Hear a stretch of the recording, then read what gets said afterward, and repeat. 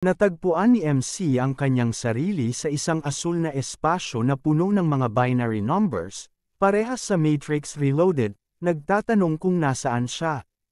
Nakakita siya ng isang lalaking may mahabang buhok na blonde at kaswal na damit. Nakakailala ako nito sa mukha ng isang Titan, sa AOT, yung panay ang pag-smile, o sandaling-sandali lang, Chrono Life ito. Sinabi ng blondeng lalaki na ang planeta na winasak ng MC ay paboritong lugar ng kanyang ina. Nang tanungin siya ni MC kung sino siya, nagbukas ang bibig ng blondeng lalaki at sinabi na siya ay Diyos. Sa pagtatagpo kay Diyos, nagngingitian lang si MC, hindi iniintindi kung sino o ano ang blondeng lalaki. Sa halip, tinanong niya kung nakita niya ang babaeng may itim na buhok na ubod ng pangit ang ugali. Sinabi ni Diyos na silang dalawa lang ang naroroon sa espasyong yun, at walang iba pa. At pinatay ng MC ang lahat sa planeta na iyon. Nang marinig ito, malakas na tumawa ang MC at sinabing nakamit na niya ang kanyang paghihiganti. Tinawag niya si Eurus, ngunit walang sagot sa kanyang wooden na stake. Ipinapaalala ng Diyos na silang dalawa lang ang naroroon sa espasyong iyon. Ayon sa sistema na ipinapakita, may isang user online. Nagtanong si MC kay Diyos kung siya ba ay isang NPC o admin. Sinagot siya ni Diyos na wala sa dalawa, at besh I'm guessing she's a player dude. Hindi ito ang kanyang eksaktong sinabi dahil na-filter ang kanyang mga salita. May AI algorithm kasi na nagbo-block ng verbal words, kaya walang magagawa, at sinabi niyang mayroong isa na nagtatangkang humid lang sa kanyang daraanan. Sa isang kisap mata, nagpaalam si Diyos at inutusan si MC na batiin ang furry guy, bago siya nawala. Pagkatapos nito, puwersahang nag-log out si MC at bumalik sa realidad. Nagreklamo siya tungkol sa pagkawala ng blondeng lalaki na agad na nawala. Matapos ang ilang palitan ng salita, tinanggal ng MC ang kanyang virtual reality headset, at lumabas mula sa kapsula habang iniisip kung sino ang furry guy, na tinukoy ni Diyos. Isang lalaki, na may pasa sa kanyang kaliwang mata, wala itong Sharingan, kasama ang mga lalaking nakasot, ang lumapit sa kanya. Sinabi niya ang mga detalye tungkol sa MC, 21 na taong gulang at naglalaro ng Chrono Life ng 3 buwan. Sa wakas, hindi na siya tatawagin noob, or Ondies, at ito na, Geo, o MC. Sinabi ni Scarface ang kasalukuyang sandata ni Geo, ang +79 na reinforced wooden stick. Nagpanik si Geo, at nagtaka kung ito na ba ang furry guy na tinukoy ni Diyos. Tinanong niya kung sino si Scarface, at sinabi ni Scarface na siya ang taong kukuha ng kanyang wooden stick. Here bro, may sariling stick kayo, naiinggit ka. Habang naglalakad sa isang lokal na restaurant na tinatawag na Real Homestyle Grandma's Soup, bigla na lang nagsimulang magkwento si Scarface tungkol sa kanyang sarili.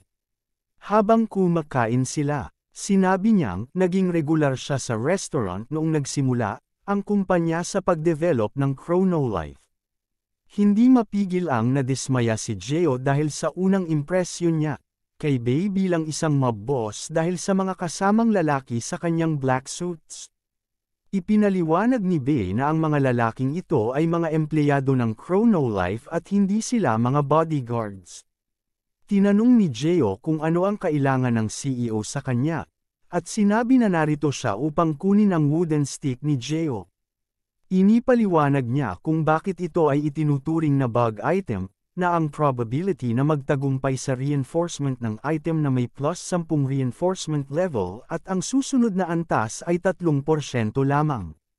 Kapag patuloy na nalalampasan ito ay itinuturing na isang bug.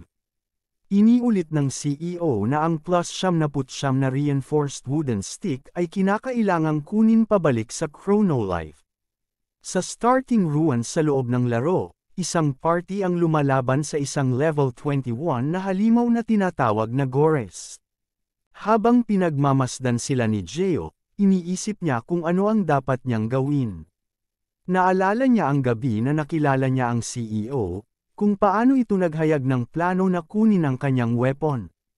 Ngunit biglang nagbago ng isip ang CEO at sinabi na pagkatapos suriin, ang kahoy na stick ay simpleng item lang, at hindi pala ito bug. Ang CEO ang nagpasaya ng MC, at inanunsyo na ang kumpanya ay hindi na makikialam pa sa mga user. Ibibigay ng CEO ang kalayaan sa mga user na gawin ang nais nila sa laro. Naalala ni Geo ang huling salita ng CEO, na ang Chrono Life ay isang masayang laro na minarap ng lahat ng tao kahit isang beses man lang, at sinabi pa niya na si Geo ay dapat munang umurong mula sa pagsira ng mundo at enjoyin ang paglalaro ng laro. Sa kasalukuyan, isang party na in-spectate ni Geo ay nagkaaway dahil sa maling galaw ng isa sa kanilang miyembro, at ang nasabing miyembro ay tinanggal sa party. Nakita ni Geo na walang kwenta ang eksplorasyon at ka-excitingan sa mundo ng Chrono Life, ang lahat ay tungkol sa survival of the fittest. Natuklasan ni Geo na mag-e-enjoy siya sa laro, pero susundan ito ng kanyang mga kondisyon. Nais niya sanang atakihin ang party na nang iwan ng kanilang miyembro, ngunit napadapa siya nang magsimulang magmura ang isang tao tungkol sa laro. Tumingin siya sa babae na may kulay rosas na buhok na tinanggal sa kanyang party habang ito'y patuloy na nagmumura at nagrereklamo kung paano niya ginastos ang pera para sa kanyang equipment. Naalala ni Geo kung paano niya inulit ang kanyang pagsusumpa sa laro noon. Sumigaw ang babae na hindi na siya sasali sa party at magfa-farm na lamang mag-isa. Ngunit habang naglalakad siya, biglang napaharap siya sa maraming gores. Nang mabigla siyang hindi makagalaw sa takot, sumugod si Geo, naka-undies at cape. At saving Captain Underpants swing up. Sinugod niya ang kanyang wooden stick at nagdulot ng malaking pagsabog. Nagtaka siya kung bakit buhay pa ang babae, at nakita ng babae ang kanyang ginawang pagtulong. Ngunit hindi ito dahil sa awa, naisip ni Geo na masaya ito. Sa kanyang mga iniisip, inimbitahan niya ang babae na sumali sa kanyang party. Ito ang prologue sa kanyang kwento. Sinabi ng babae sa kanya na umalis na ito gamit ang gitna ng daliri at nagsabing ayaw niyang makipaglaro sa mga noob. Sa totoong buhay, pinag-uusapan ng lahat ang taong pumatay ng 800,000 tao sa unang bugso at 3 milyon sa ikalawang bugso. Kilala siya bilang ang pinakamakapangyarihang player sa Chrono Life. Ngunit, sa kabila nito, si Geo ay busy na sinusundan ang babae na may pink na buhok na kanyang iniligtas mula sa isang grupo ng gores. Naiinis ang babae at sigaw ng sigaw sa kanya. Gusto niyang makipag-party sa ibang tao at sinasabi na ayaw niyang mag-party. Sa isang noob, si Geo ay nakasuot lamang ng cape, underwear, at may hawak na wooden stick na sandata.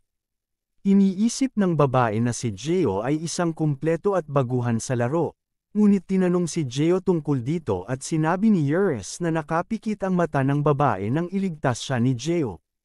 Sa kanyang pagninilay-nilay, naisip ni Geo na maaari niyang mabuhay ng tahimik na may isang lihim na OP na persona. Patuloy siyang sumusunod sa babae at walang hiyang humingi ng tulong para mag-level up. Sa kanyang kilos, pinipilit niya ang kanyang kakatean habang pinupuri siya para sa kanyang kahusayan. Naalala ng babae ang party na nag-reject sa kanya at ang pagiging tinawag na "pro" ay nagbigay buhay sa kanyang diwa. Agad kanyang iniimbitahan na sumali sa kanyang party. Nakita mo ang pangalan at stats ng babae na may pink na buhok. Ang kanyang pangalan ay Love at level 24 siya. Ang dalawang ito ay pumunta sa starting dungeon malapit sa Front Village. Pinakita ni Love ang kanyang galing sa pamamagitan ng pagsusunod ng maraming level 4 na bunny bear. Nakaupo si Geo malapit sa isang bato habang pinupuri si Love para sa paglaban ng maraming halimaw mag-isa, bagamat mababa ang level nito. Sinabi ni Ures na wala dapat ipangamba dahil maganda ang gamit ni Love,